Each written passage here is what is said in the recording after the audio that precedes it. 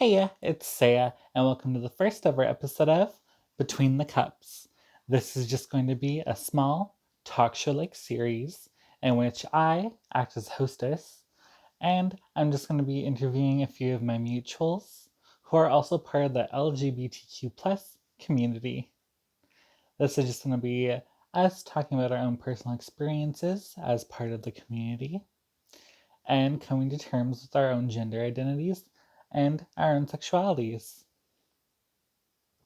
This is just a small little series that I put together so that we can keep the spirit of Pride alive, as due to the current situation of the world, I doubt that anything will be happening for Pride. There's probably not going to be any type of big celebrations. So this is just my way, and hopefully my mutual's way, of keeping Pride alive just for this year. So thank you for joining in. If you are staying, you are my honored guests, and I hope you enjoy the video. So we're going to be starting with episode 1 here. There is going to be no guest this episode, but every episode forward we will have one. Because this first video is just going to be one-on-one, you getting to know me, the host. So you can call me Saya. Hello, nice to meet you. I use she, her, and they, them pronouns. I fit on the transgender spectrum. I identify as trans femme. And my sexuality is pansexual, though I know there's plenty of discourse between bisexual and pansexual. I by no means am trying to erase bisexual or think in that way whatsoever. Just personally, pansexual is the label that fits me better. And so, because this is a little Pride event that we're putting on, I figured that the first topic that we would hit on today would be the topic of Pride. Now, I live in a small little town in Saskatchewan, Canada, and so there's mostly cisgendered heterosexuals around, and so not a lot goes on for Pride around here, at least not growing up. There was not a lot going on, but in recent years, we got our own little Pride committee, and they've been running the show and doing things. And so I participate when I can. That's sadly not often. Hopefully it'll be more often now. I used to work full time, and that would conflict with a bunch of the things that would go on. But growing up, I didn't participate in Pride a lot either. I'm a very introverted person. I'm very quiet most of the time. And so joining big crowds and stuff is a little bit harder for me. But in more recent years, I've been going to Pride and trying to do more Pride-like things. Before everything got canceled and stuff, I would try to go to the Pride parades when I could find friends that would go with me. In the most recent one, not in the last 2 years, but before that, in about 2020, 2018-ish, 2017-ish, 2018 probably, I went to Pride with my best friend at the time and my sister, and it was a really good time. It was both of their first time going. We went and seen the parade, but it was raining, so we didn't really want to stick around for any of the events that would go on after, so we just went and found something really nice to eat, and then we went home. And then, since the whole isolation situation started, I've been doing Pride in other ways. One year I did paintings by donations. So I painted the Tree of Life and I painted Pride flags either into the leaves or as the background of the photos. And then last year I did a movie night every Friday. I would make like a Zoom conference and I would just throw out the link on Instagram or wherever. I thought anyone who wanted to watch would click into it. Last year I also cosplayed. I like anime a lot. So I go to conventions and I cosplay anime characters. But so last year, I cosplayed a bunch of LGBTQ plus characters and wrote little tiny tidbits about them, and that was a very good time. I enjoyed doing it a lot because it's something that I love, and it's doing something I love while putting pride on. And so it was just a very nice feeling. But personally, for me, pride hasn't really meant a lot. It usually never meant anything because, like I said, I never really did anything for it growing up. It wasn't a big thing here. But I know it means a lot to other people, and to some people, it's almost their entire year for when Pride comes around and they can be themselves. I know lots of people come out during this time or are free to do things that they never would usually. And that's something that I think is really wonderful. But for me, I had a very public transition already. And so Pride was technically just part of my everyday life. I worked in retail as a front end supervisor, basically. So for about 7 years, I'll say. And so basically, I've been transitioning for about 4. And so my entire transition was public in front of everyone who I had to see daily, customers, regular customers, people driving through, people driving by, people just stopping in, people who will only ever see me once and then never again. And so pride is a part of my everyday life, and I wouldn't be able to transition if I didn't have a lot of pride. And I know some of the people, even in my community, have been encouraged just by me being out in the public and working such a public job, and that brings me joy to know and hear. So, Pride Month usually was never big, but I'm trying to do more for it because I know that it might not be big or incredibly special for me, but it is for others. And if I can help anyone in any way whatsoever when it comes to pride or realizing who they are or becoming comfortable as themselves, that would be amazing to me. So that's really all I have to say about pride. So I'm going to jump right on to the next topic, which when I first started putting this little tiny show together, I put out a little story box on my Instagram story for like any questions or topics people would have to ask us so that we would have topics to talk about during these videos. And so one of the topics that I personally liked a lot that I would like to talk about was coming out, because I actually came out twice.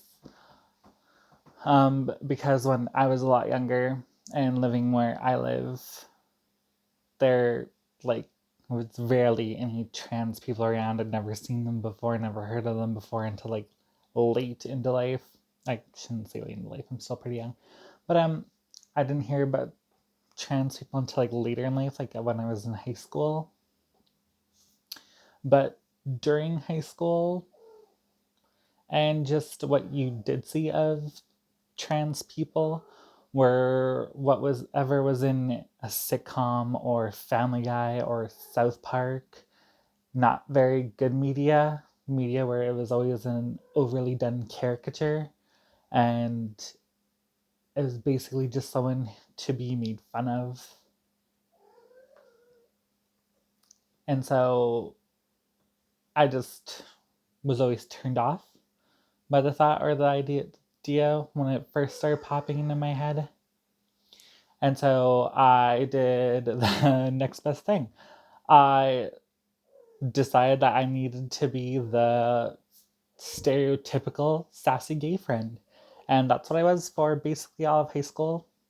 Not a very good time. You can only pretend to be someone you're not for so long before it really starts to just bother you personally.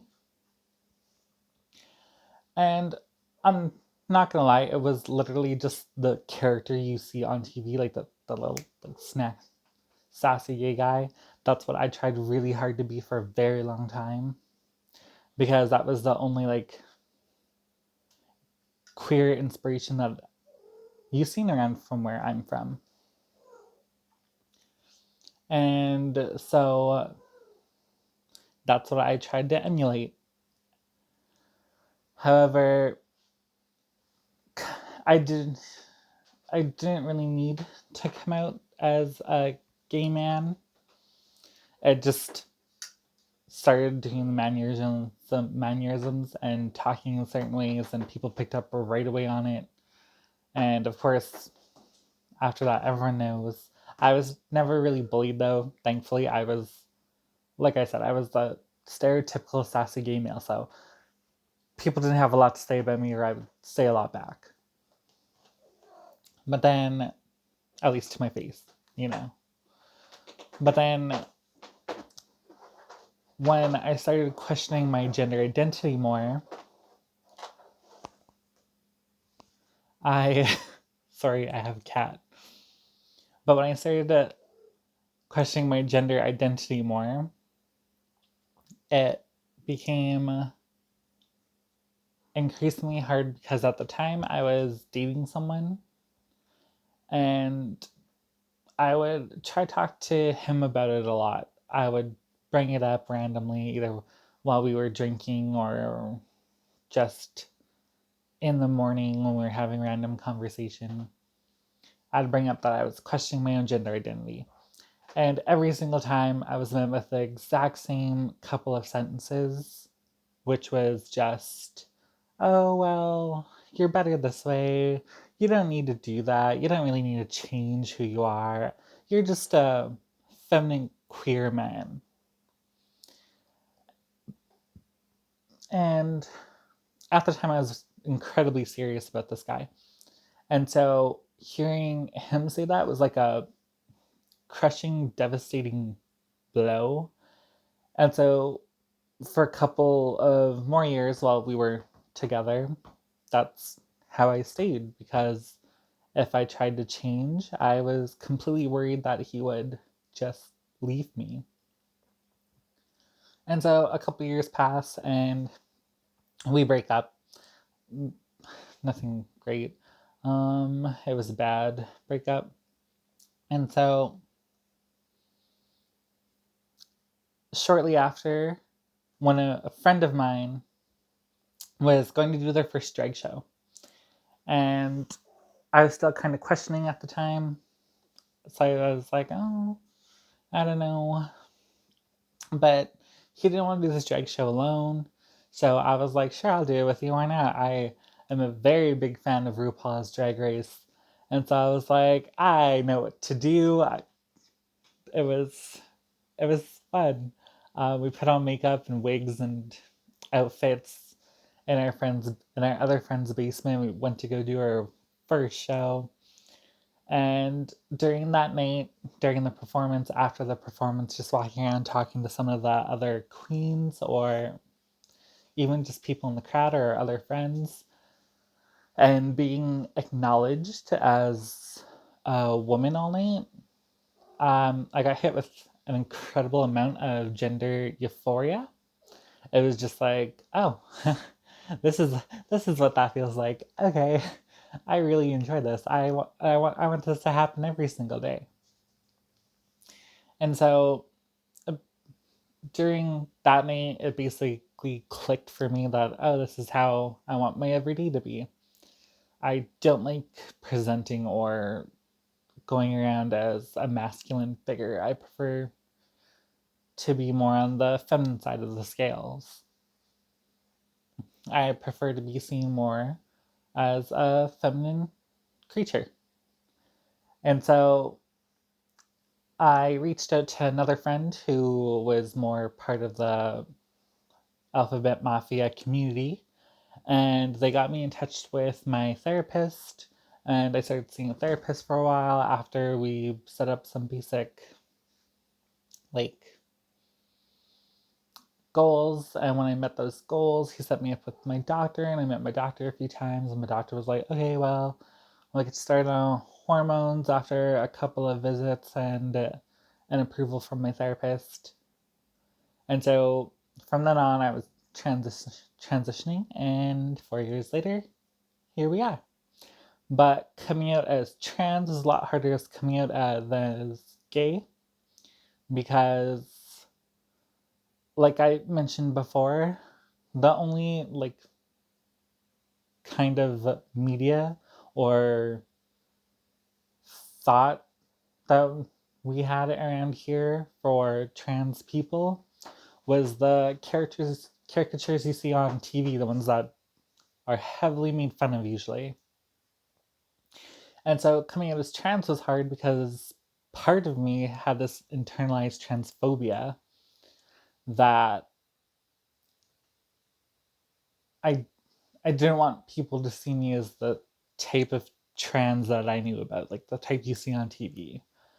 I was like, oh no, because the trans people I remember seeing in my childhood on like Family Guy and stuff were always these uncomfortable figures who made all the other characters and stuff uncomfortable and preyed on the cis men and stuff. And so that's what I was really afraid of people thinking of me or seeing me as. So it was a lot harder. There was more stepping stones to coming out as trans than there was as a queer male for me. And so eventually I came out to one of my friends while we were just shopping for like sandwich meat. And right away she was one of the ones who in high school a lot of people were asking if I was already trans.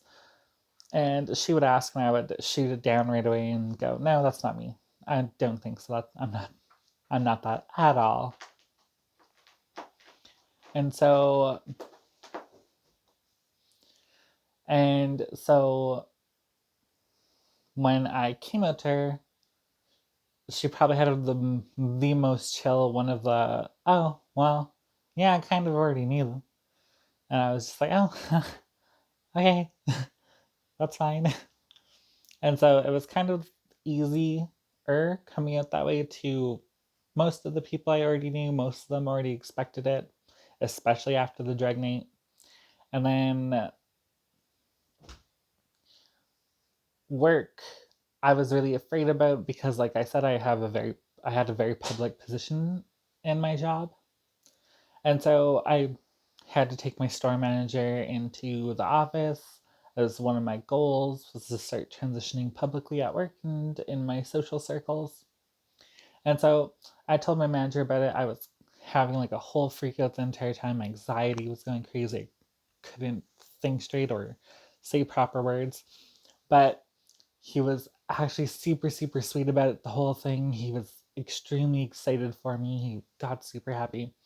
He immediately wanted to know what my name was and if I was keeping the pronouns or switching the pronouns.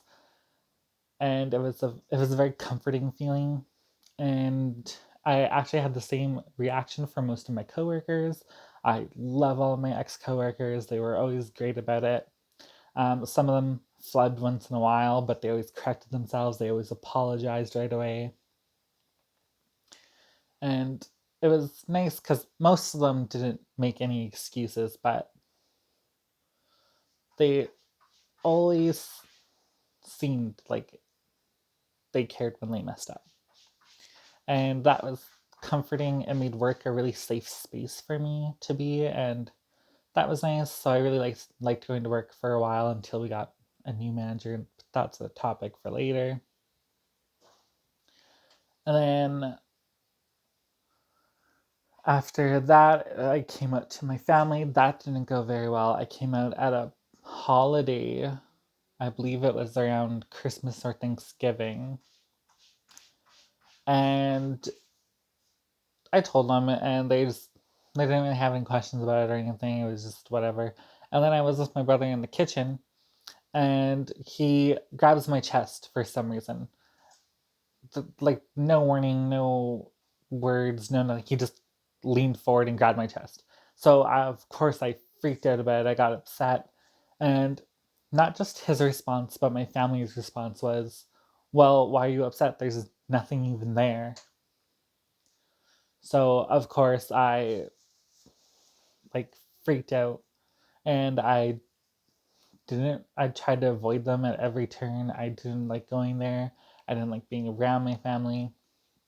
Once they moved out of town, I made like a point of not talking to them.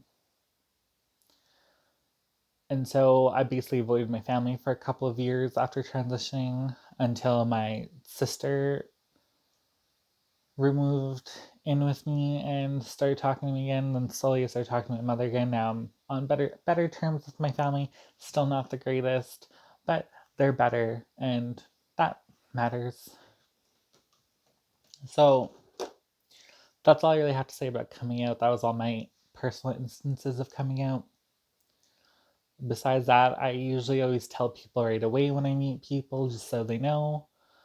And we don't have to have any type of like awkward moment about it later. It's one of the first things I tell people. I'm very proud to be myself. I'm very happy to be myself. And yeah, so we're going to move on to the next topic. It's another topic. It's a topic I actually really liked from someone who I knew from high school. And the topic is, what had the greatest impact on you, both negatively and positively, on your mental health? And so I assume it's being with like a member of the community, but I, of course, have had up and downs. I haven't had anything too horribly traumatic or too amazing happen. I live a very sheltered, complacent life. But I know some of the horrible things would be like at work. When you work retail, you get some pretty horrible people. I've been called an it to my face. I've had things thrown at me. I've been called slurs. People would report me for going to the washroom. Um, and it's just sometimes people are never the greatest, and that really comes out when you're shopping, apparently, especially around holidays. And like, for me, the worst parts of it were just when you get those really bad dysphoria days. Because, like I may have mentioned, for me, the biggest negative impact for me would be the internalized transphobia I had from growing up with the poor representation that there was out there. Because it had me to a point where I thought that if I didn't pass 100%, then I shouldn't be leaving my house. So I would be spending every single morning an hour or so on YouTube looking at makeup tutorials, buying expensive makeup brands, and making sure that I did my makeup and had my hair done and a well put together, very feminine outfit every single day. So that took about 2 or 3 hours every morning. So I was consistently and always late for work. It was at a point where, like, I had this one coworker, her name was Heather, and she would be like, "Oh, what time does Mika work today?" And they would tell her, and she'd be like, "Okay, so about 20 minutes late." And it was, it's funny, but at the same time, it's because of my own personal issues. And that's just something that I had for a very long time. Like, I had that internalized transphobia for a super long time because that's what some of my friends and stuff kind of, I don't want to say encouraged, but they also didn't have any other ways of thinking about it. It was a personal struggle because for the longest time, the only trans person that I knew was myself. And so the only person who I'd be really able to talk about any of my problems with was my therapist. And then you get to YouTube and you find some of the trans people on YouTube, and of course, the biggest ones at the time, I think, were not very positive figures. It was that Kelvin Gara and Blair White, who, of course, now, like, it's very obvious they are just not the ones. We don't do that. We don't deal with that. We don't want them. We don't support them. But at the time, that was like the biggest and like the only really trans people that I personally seen. Because when I was younger, I didn't spend a lot of time on social media. I would just see whoever would pop up on like the For You page thing on YouTube, trending or whatever it's called. And so for a while, those were my only two trans figures. And when you watch their videos and that's the only representation you see, then you start to think, well, maybe that's what everybody thinks. And you have to be this certain type of transgender for people to take you seriously. And so that just made my own personal internalized transphobia even worse. Because then you're not just, oh, okay, this people think you need to be feminine. It turns into like, well, you have to have all these medical things, which you do not. If you're trans, you're trans. But back in the day, that's what personally I used to think, because that's all that was available to me, thought process wise. And so a few years of very bad internalized transphobia, which meant that there was a lot of gender dysphoria going on at the same time. Because anytime I wasn't even looking, if I was even at like 95% not female looking, then I was freaking out, getting depressed, having anxiety all day, worried that someone's going to use that 5% as a weapon against my identity. And so that was not a very good couple of years when I first started. And then I started cosplaying again. I got really into cosplay on Instagram. I made an Instagram. I started following cosplayers I really liked. Some of them you'll see during these interviews, and I was commenting on their stuff all the time. I was loving what they were doing. I was getting to know them as creators, and eventually they started commenting back, and I was like, oh my goodness, these people are talking to me. And so plenty of them actually identify somewhere on the spectrum and not in a specific spot. Most of them, and that I personally know, identify as non-binary.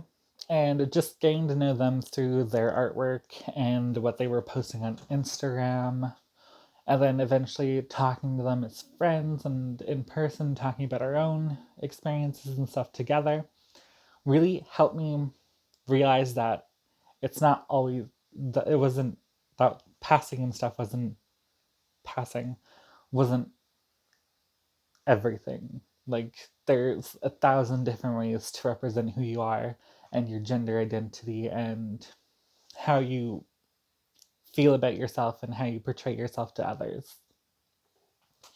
So yes, I do present very femininely. I do like to be perceived as a woman a lot. I don't like often to be on the more mass side of the spectrum, but there are some times where it's not bad either. And really, I've been doing drag for a while now. Not often, like just every once in a while, like once a year. My town does a little drag show lately, and I join it. And it's a fun little time to get dressed up and do what I can. Of course, I perform as a female performer. I'm actually looking into making a drag king persona. So I'll get to talk to you about that a little bit more later, maybe, during interviews with some of our other queens. But I had to learn through my friends and stuff that it's okay to not be extremely judgmental of your own appearance and the way you present, that you don't have to do it a certain way or to fit in specific boxes, and that it's perfectly fine to just do your own thing and do what makes you comfortable. And so that's what I've been doing for a while now. So I haven't had a lot of negative go on for that long. Like I said, I've never really been bullied before. I've never really put myself in any negative situations. But I'm also not, I don't like confrontation, but I'm not afraid to stick up for myself in situations like that. So those are really only the negative encounters that I've had.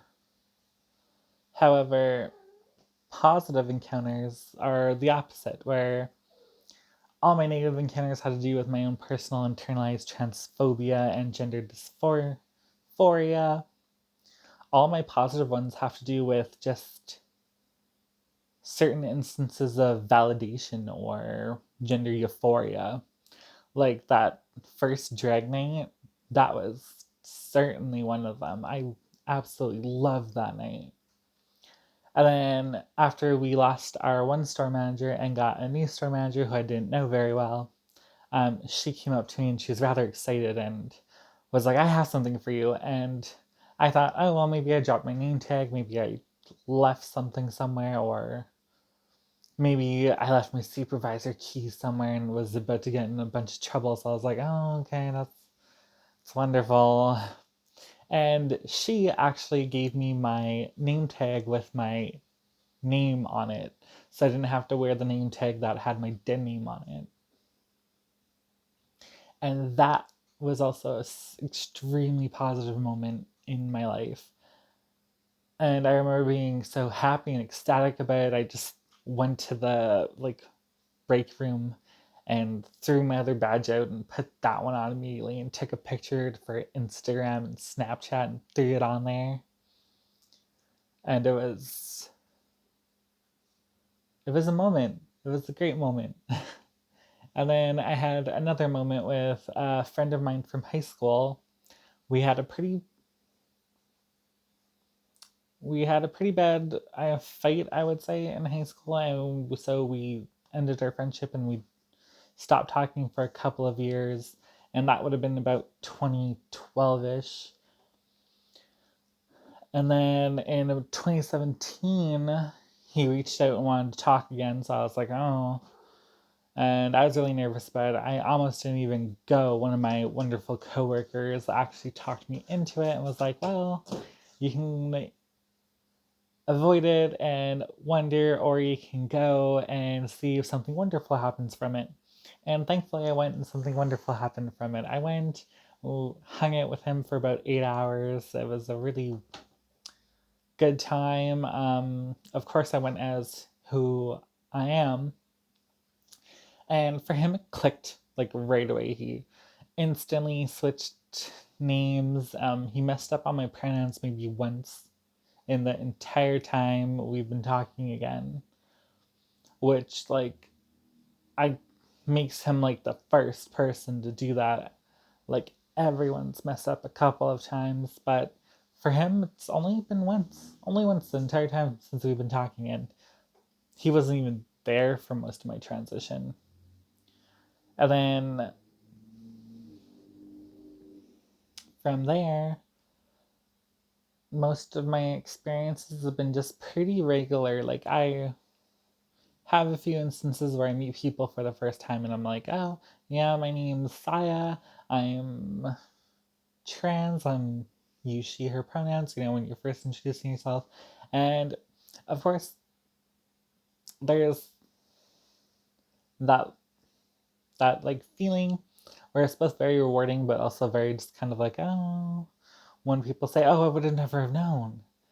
I'm like, oh, great, that's nice. I pass. But thirdly, like, you don't need to know. If you don't know, you don't know. But like, I enjoy telling people just in case. You never know. But like, you don't realize until you talk to others that things like that are kind of backhanded compliments.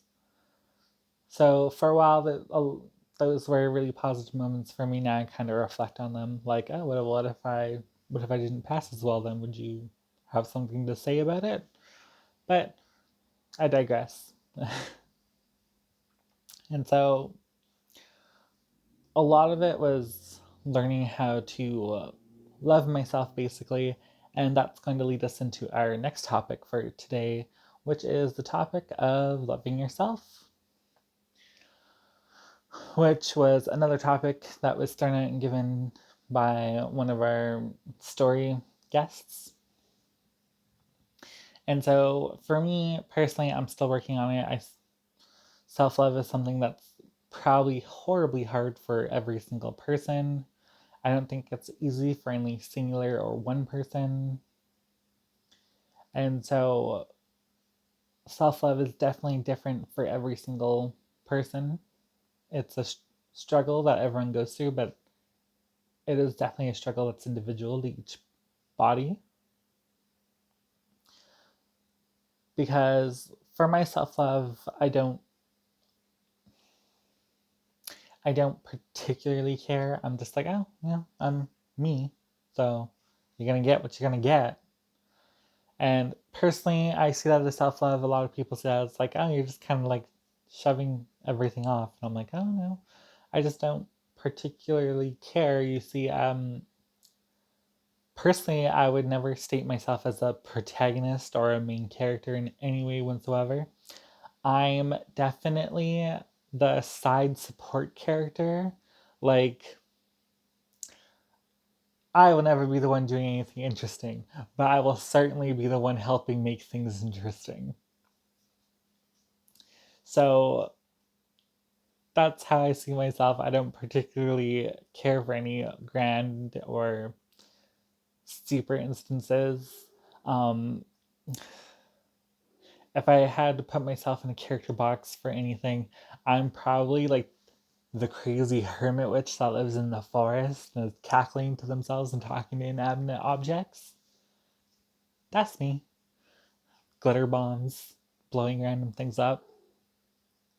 That's that's the real way how I want to be perceived. But so for that, self love is incredibly hard. A lot of people, because I see myself that way, don't think I have a lot of it. Personally, I doubt that I do. Like, it's incredibly easy to find things wrong and terrible about yourself. And that's something every single person needs to work on. I need to work on that. I'm really bad for comparing myself to even my friends or other people who cosplay or do drag or anything, and I get easily discouraged and I don't want to do it anymore. And I just, I find reasons to sabotage my own creativity a lot. And so part of what I'm trying to do for my own self love is deal with that. So I'm trying to minimize how much I'm on social media lately, and I'm trying to minimize how often I'm looking at people who do the exact same costumes and stuff I do. Like, yes, I love supporting people and seeing their stuff and commenting and being as complimentary and supportive as I can, because I know that makes people feel better. I know that makes me feel better. But at the same time, if I'm not in the right headspace, it greatly affects me in a negative way. And then I myself won't be doing any type of costume or makeup or anything for a long time because I just don't think I'm good enough to do such a thing. So I'm just trying to find ways to combat that for my own self love. I've been exercising more regularly, and I've been eating better and taking proper vitamins. so that I can get to a point in where I self sabotage less and compare myself to others less, and just I'm really working on getting to a point where I am happier with myself. Also, for a very long time, where I was making myself depressed and putting myself in bad situations. At my last place of work, we got a manager who makes the word, even just the word tyrant, have a run for its own money. Absolute terrible man. And for the longest time, he made going to work not even a safe zone anymore. It was a horrible nightmare having to go there. So once again, started being late consistently all the time, just because it became a safe zone to somewhere where you just didn't want to be at all, because you knew you're gonna have to work with that person again. And it was just like he personally went out of his way to attack anybody who he wanted to. And of course, all the other managers were fine with it. And so finally, he came after me. And I just, no, thank you. I was just done. I didn't want anything to do with it. So I just packed up and left all my stuff. Just gave him back my name badge and my discount card and everything. I was like, good day, goodbye.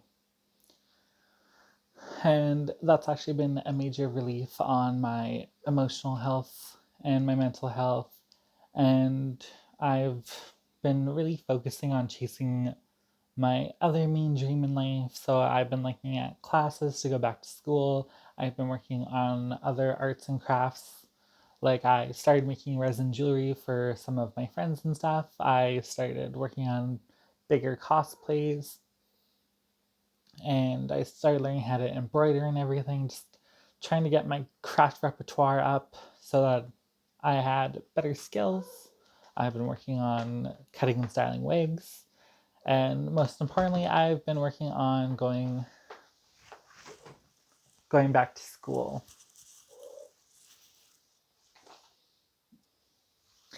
And so I've been looking at what classes I need to pursue my dreams and stuff. I actually want to own my own cafe one day. I want it to be centered around anime and manga and stuff. So I've been looking into anything that could help me with that. Talking to my local college and just Googling what I need to learn all the steps I would need to make that dream a reality. And so just recently, I guess you could say, I've been trying harder to learn to love myself a little better. Because for the longest time, I always put friends and really anyone else ahead of myself, because I put a lot of importance on playing that support role. And that's all I really have to say on those topics.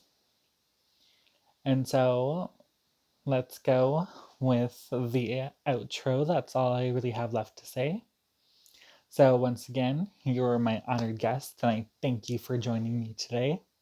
If you stayed and listened to the whole thing, I am sincerely grateful that you stuck around this long. I hope you enjoy all of our other guests we have coming on, because we have regular people that are just regular members of the community, to drag queens, to cosplayers. And so we have plenty of different perspectives. And we'll also have people from different parts of the world. I am here in Canada. We'll have a few more guests from Canada. And then there'll be a few guests from the United States, a few guests from Japan, and a guest from Germany. And so I'm looking super forward to learning more about them. I hope you're looking really forward to hearing about them. I hope you tune into the rest of the shows we have going on. And I just hopefully you look forward to everything that we're looking forward to. Thank you so much. I hope you've enjoyed your cups with me today. And pinkies up. Have a good day.